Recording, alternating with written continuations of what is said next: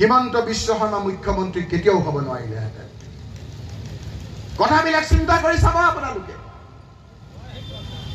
কমেও ২০-২৫টা সমষ্টিত আমাক ভোট ভাগ কৰি আজি হিমন্ত বিশ্ব শৰ্মাক নিষ্কণ্টক কৰি আজি মুখ্যমন্ত্ৰী কৰিছে। সেইকাৰণে কৈছো যে বদৰুদ্দিন আজমল ডাঙৰীয়া ইউডিএফৰ সভাপতি ২৬ৰ আগতে আমি এটা চান্স পাইছো। এই চান্সত যদি আমি বদৰুদ্দিন আজমল ডাঙৰীয়াক এমপিৰ পৰা আঁতৰাই দিওঁ, ইউডিএফটো ভাঙি চিঙি থান-মান হৈ যাব। ইউডিএফ যেতিয়া নাথাকিব তেতিয়া হিমন্ত বিশ্ব শৰ্মাৰ চকী লৰি যাব। ৰাইজ, আপোনালোকে এইবাৰ বদৰুদ্দিন আজমল ডাঙৰীয়াক সম্পূৰ্ণৰূপে প্ৰত্যাখ্যান কৰক। এই কথাখিনি আপোনালোকক কবৰ কাৰণে ইয়ালৈ আহিছো। দিবনে ৰাইজ? কিমান মানুহে দিব? হাতখন নাগকচোন। আমাৰ প্ৰেছৰ ৰাইজখিনি অকমান চাওকচোন, কিমানে দিব? হাতখন চাওক, কোনে কোনে দিব? আপোনালোকক দেখুৱা নাই। আমি বক্তৃতা দিলে হিমন্ত বিশ্বই চাই থাকে। আপোনালোকে হাতখন দাবক। হিমন্ত বিশ্ব শৰ্মা ডাঙৰীয়া, আপুনি সাৱধান, আপোনাৰ চকী কিন্তু লৰি যাব এইবাৰ।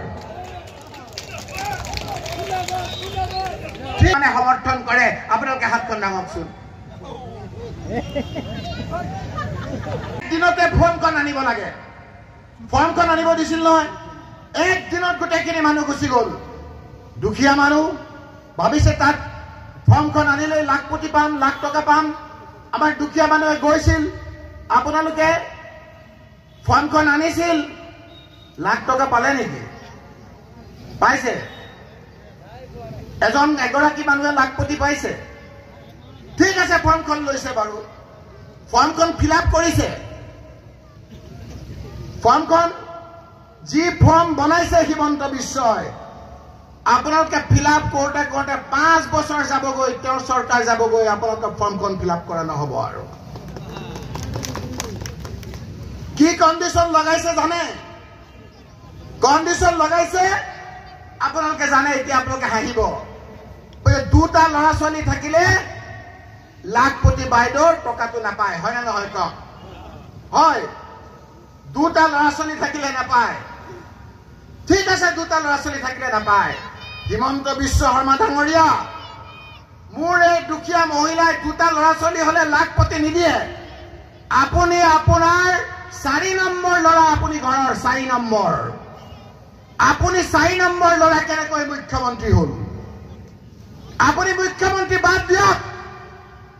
নীতি আদৰ্শ আপুনি দেখুৱাইছে, আপুনি কওক যে নালাগে, মই দুটা ল'ৰা ছোৱালী কৈ বেছি হলে মহিলাক যেনেকৈ লাখপতি নিদিও, ময়ো মুখ্যমন্ত্ৰী হৈ নাথাকো। হ'ব জানো? তেওঁ লাগিলে 10 নম্বৰ ল'ৰা হওক, তেওঁ মুখ্যমন্ত্ৰী হৈ থাকিব। সেইকাৰণে মোক বেয়া পায়। মুখৰ আগত কথাখিনি কওঁ। লাখপতি বাইদেউ, এই লাখপতি বাইদেউ কাক দিছে জানে? আত্মসহায়ক গোটক, হয়নে নহয়? আত্মসহায়ক গোট কাৰ দিনত কৰিছিল আপোনালোকে? কাৰ দিনত? তৰুণ গগৈ যেতিয়া মুখ্যমন্ত্ৰী আছিল। তৰুণ গগৈ যেতিয়া মুখ্যমন্ত্ৰী আছিল, এই লাখপতি বাইদেউৰ এপ্লাই কৰিব পৰা আত্মসহায়ক গোট সেই সময়ত গঠন কৰিছিল।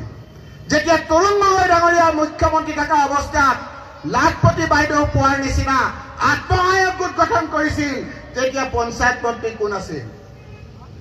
মনত কৰক। তৰুণ গগৈ যেতিয়া মুখ্যমন্ত্ৰী আছিল, পঞ্চায়ত আৰু গ্ৰাম্য উন্নয়ন মন্ত্ৰী ৰকিবুল হুছেইন আছিল। ৰকিবুল হুছেইনে মহিলাসকলক আত্মসহায়ক গোট খোলাইছিল। বহুত পুৰুষে বুজি নাপাব, আমাৰ মহিলাই বুজে যে আমি বেংকলৈ যোৱা মই অভ্যাস কৰাইছিলো। NRLM বুলি কয়, নেশ্যনেল ৰুৰেল লাইভলিহুড মিছন। পিছত Aajeevika, Assam state rural livelihood mission কৰি তেওঁলোকৰ নামটো তাত সংযোজন কৰি আমি ৰিভলভিং ফাণ্ড দিয়াৰ ব্যৱস্থা কৰিছিলো। মহিলাসকলে ভালকে জানে। এই মহিলাসকল যিসকলক আমি এনেদৰে আত্মসহায়ক গোট কৰিছো, সেই মহিলাসকলক আজি লাখপতি দিম বুলি কৈ ঠাট্টা মস্কৰা কৰিছে। সেইকাৰণে মই কৈছো, মুখ্যমন্ত্ৰী ডাঙৰীয়া, অসমত যিমান লাখ টকা পোৱা মহিলা আছে,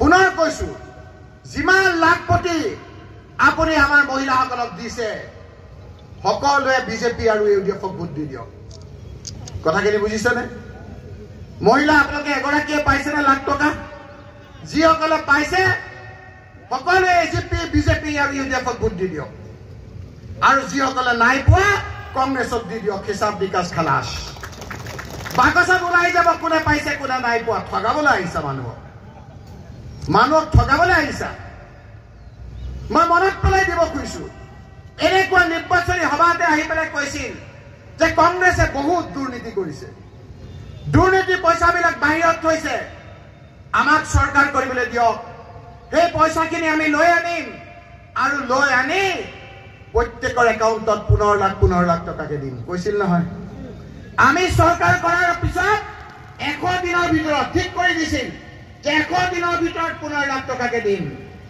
আমাৰ কথা শুনা নাছিল মহিলাসকলে মোৰ সমষ্টিটো মোৰ কংগ্ৰেছী মহিলাসকলে একাউণ্ট খোলাত লাগি গ'ল 1000 টকা লৈছে গিৰিয়েকৰ পৰা একাউণ্ট খুলিছে একাউণ্ট খুলি ফোনটো লৈ ৰখি আছে ৰাতিও তেওঁলোকে গাৰুৰ তলত থৈ দিয়ে ক্ৰিংকে শব্দ শুনিব আৰু 15 লাখ টকা সোমাই যাব কৰিছিল নে নাই কওক মানুহখিনিয়ে কৈছে হয় হয় প্ৰত্যেকে মানুহে ভাবিছিল যে 15 লাখ টকা পাম বিজেপিক আমি ভোট দিলো মহিলাসকলে 1000 কৈ টকা খুলি একাউণ্ট খুলি ৰখি আছিল বেংকত ভিৰ